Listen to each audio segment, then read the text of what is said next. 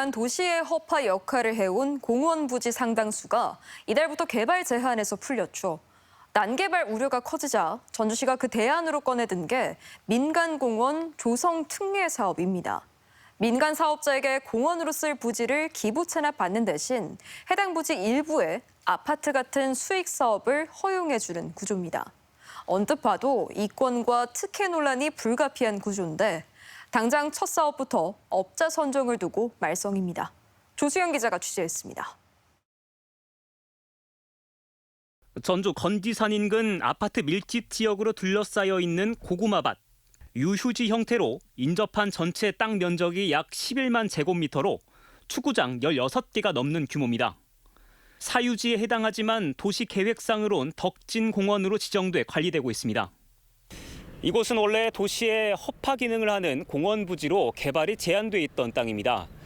전주시는 도시공원 일몰제로 개발의 족쇄가 풀릴 것에 대비해 그간 특별한 사업을 준비해봤습니다. 일명 민간공원 조성 특례 사업. 전체 면적 가운데 70%는 공원을 조성해 지자체에 기부하고 나머지 30%에는 아파트 같은 수익시설을 허용하는 방식입니다. 전주시는 지난해부터 이 사업을 본격화했고 올 초 아파트 브랜드로 이름을 알린 중견건설사가 주축이 된 컨소시엄이 경쟁을 뚫고 우선협상 대상자로 최종 선정됐습니다. 사업자가 기부 체납 대신 제시한 조건은 아파트 700여 세대. 이대로라면 사방이 공원으로 둘러싸인 입지에 대규모 아파트 단지가 새로 들어서는 겁니다. 하지만 취재 결과 업체 선정 과정에서부터 문제가 있었던 것으로 드러났습니다. 우선 협상 대상자로 선정된 컨소시엄은 4개 업체로 구성돼 있는데 이 중 한 곳은 다름 아닌 농업법인. 농업법인은 농지를 활용해 부동산업을 영위할 수 없다는 농어업경영체법과의 정면 충돌이 의심되는 대목입니다. 위반이 확인되면 법인의 존립까지 위태로울 수 있는 중대한 사안입니다. 부동산업은 금지하도록 그렇게 되어 있습니다. 농업법인의 사업 범위를 위반했다든가 그런 경우에는 해산명령 청구를 지자체에서 법원을 할 수 있도록 그렇게 되어 있습니다. 관련 법 시행령을 봐도 농업법인의 사업 범위는 엄격하게 제한되어 있습니다. 농산물 출하와 가공, 영농 자재 생산 등 6가지가 전부.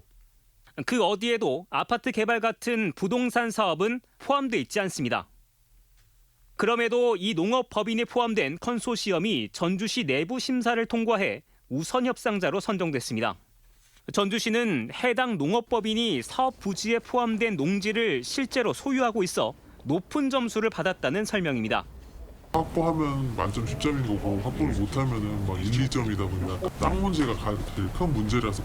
업체 선정 과정에서 이미 자격 요건에 문제를 제기하는 민원이 있었지만 전주시는 문제가 없다고 판단했습니다.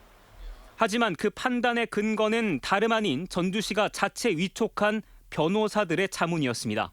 구속력은 개척, 자문 말고는 저희는 이제 이걸 정작 중앙부처의 유권 해석은 받지도 않았습니다. 거나 아니면 국토부 정도가 있을 것 같은데 질의를 해보셨는지? 저희가 있을 적에 했는데 하진 않았었고. 결국 법 위반 논란을 알면서 업체를 선정한 정황이 확인되면서 불법 가능성을 묵인했다는 논란이 불가피한 상황. 그럼에도 전주시는 사업 절차를 중단할 계획은 없다고 밝혔습니다. MBC 뉴스 조수영입니다.